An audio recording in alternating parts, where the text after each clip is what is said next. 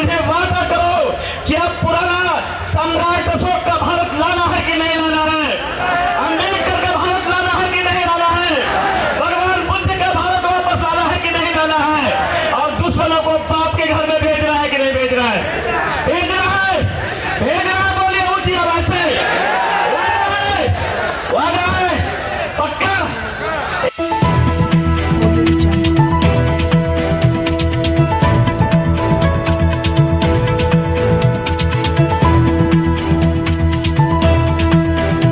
इस news channel पर जो भी वक्ता ने कहा वो उसकी अपनी राय है, जिसकी पुष्टि नेशन न्यूज इंडिया नहीं करता। धन्यवाद। गौतम बुद्ध महामानव डॉक्टर बाबा साहब भीमराव अम्बेडकर के चरणों में पुष्प अर्पित करते हुए बहुजन समाज में जन्मे सभी संत महापुरुषों को नमन करते हुए इस कार्यक्रम में आए भारी संख्या में पूरे देश से भगवान बुद्ध और बाबा साहब से प्रेम रखने वाले तमाम साथियों को नमो बुद्धाय, जय भीम। मित्रों, अध्यक्ष जी ने निर्देशित कर दिया है कम समय में अपनी बात को रखने का। मैं कोशिश करूंगा कि बहुत कम समय में अपनी बात को रखकर, मैं यहाँ बहुत बड़ा वक्ता नहीं हूँ,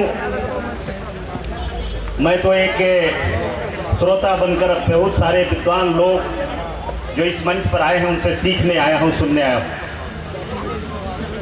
लेकिन मैं आप लोगों से कुछ कहना चाहता हूँ कि जो आज हालात है देश में, जो स्थिति भगवान बुद्ध के बारे में या बुद्ध सम्मेलन के बारे में, तो हम आज भी कहते हैं कि अगर वर्षों तक हम बुद्ध की गाथा और बाबा साहब अम्बेडकर के बारे में अगर चर्चा यहाँ करते रहेंगे तो शायद समय कम पड़ जाएगा, लेकिन बाबा साहब और भगवान बुद्ध का चर्चा खत्म नहीं हो पाएगा।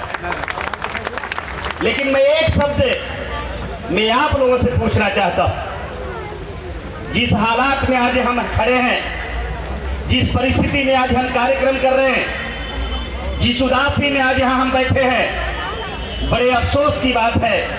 मैं आपसे पूछना चाहता हूं, जिस देश में आप बुद्ध सम्मेलन कर रहे हैं, बुद्ध महासम्मेलन कर रहे हैं, तो मैं आपसे पूछना चाहता हूं कि मित्रों, यह देश किसका है? आप मुझे बताइए, देश किसका है? किसका है देश?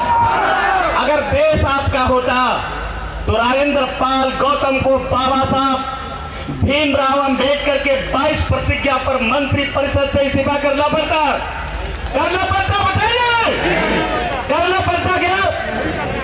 तो आप मुझे बताइए, जब इस बिहार का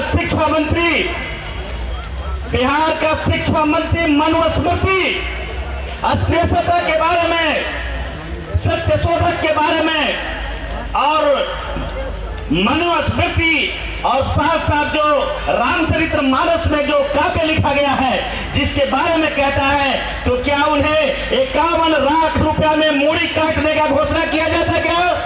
बताइए, आप लोग, पूछ रहा हूं आपसे, नहीं किया जाता। आप मुझे बताइए, जब स्वामी प्रसाद मौर्य उसी रामचरितमानस की एक पंक्ति को सिर्फ जायज ठहराते हैं, उस पंक्ति को विरोध करते हैं, उन्हें 25 लाख और 51 लाख रुपए का कई मठों से और कई संतों के द्वारा, साधुओं के द्वारा, गुंडों के द्वारा मूड़ी काटने के लिए कहा जाता है। आपसे मैं पूछता हूं, अगर ये मेरा भारत अशोक का भारत होता, बुद्ध का भारत होता, बाबा साहब का भारत होता, तो उसकी हिम्मत नहीं होती कि तलवार से मुंडी काटने का हमारा बात करता। बताइए, बात सत्य है कि नहीं है? तो बताइए, आपसे मैं पूछना चाहता हूं, कौन से भारत रखना चाहते हो आप?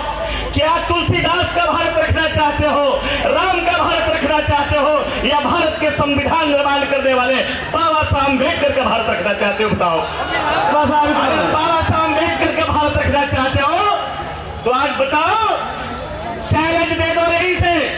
मैं कोई बात नहीं बचा रहा हूं, मैं कोई यहां सेंटिमेंट नहीं कह रहा हूं, लेकिन ये सारी घटनाओं को मैं बारीकी से जब देखा और समझा है, तो मैं एक नाम जोड़ रहा हूं, आदरणीय भंते जी, मैं एक नाम जोड़ रहा हूं उसमें कि मुड़ी काटने वाला, तेरी माई ने अगर दूध पिलाया है झांसी का राजेंद्र सिंह यादव का पहला सिर काटो, मैं संविधान और देश के लिए करार कराता हूं।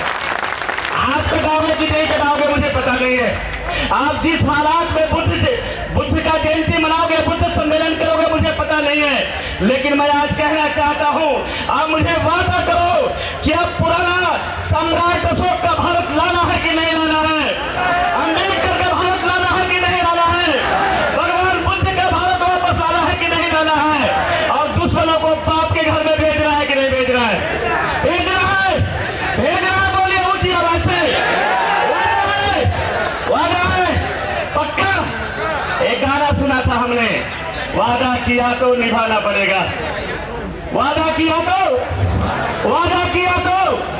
ऊंची आवाज में बोलो तो मैं मानूंगा। वादा किया तो आप वादा करो, और मैं भी वादा करता हूं सुमित्रा जी, मैं भी वादा करता हूं, बाबा साहब के पौत्र यहां उपस्थित हैं, मैं वादा करता हूं कि अगर कहीं पसीना अगर आपका निकलेगा, मैं राजनीति भाषा में नहीं बोल रहा हूं, राजनीति भाषा में बात करने वाले ये पंचशील के झंडा बनाकर खड़े नहीं होते हैं।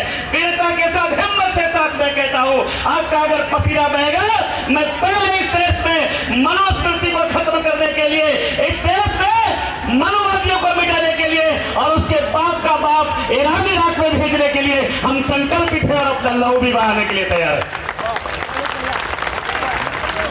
हम ज्यादा नहीं कहना चाहेंगे, क्योंकि बहुत सारे वक्ता हैं जो आज धर्म के बारे में बोलेंगे, धर्म देशना की बात करेंगे, बाबा साहब के 22 प्रतिज्ञा की बात करेंगे। लेकिन 22 प्रतिज्ञा की मैं बात तो नहीं कहता, लेकिन मैं यहाँ इस आज एक मर्द आदमी, मर्द का बेटा, जो राजेंद्र पाल गौतम के इस्तीफा के बाद, मंत्री के इस्तीफा होने के बाद, मुकदमा होने के बाद, पहला भारत का बेटा सुमित्रा दल ने बौद्ध धर्म का चीवर पहनकर ऐलान किया, कांसीराम स्टेडियम लखनऊ में किया, और कहा कि राजेंद्र पाल गौतम का तुमने अगर पनिशमेंट दिया है, सजा दिया है 22 प्रतिज्ञा का, तो सुमित्रा ने 5 लाख लोगों के साथ मैदान में खड़े होकर के 22 प्रतिज्ञा का दोहराएंगे और दोहराने का काम किया। मैं धन्यवाद देता हूं इस भारत के वीर सपूत को।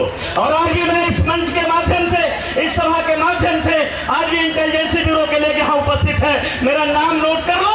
आज भी मैं दावे के साथ कहता हूँ, 22 प्रतिज्ञा का तो समय मेरे पास नहीं है, लेकिन मैं दावे के साथ कहता हूँ, तेरी रामायण को नहीं मानता, तेरा मानस को मैं नहीं मानता, ये भारत मेरा है, मैं भारत का संविधान और भगवान बुद्ध को मानता हूँ। तेरी हिम्मत है जो करना हो करने का।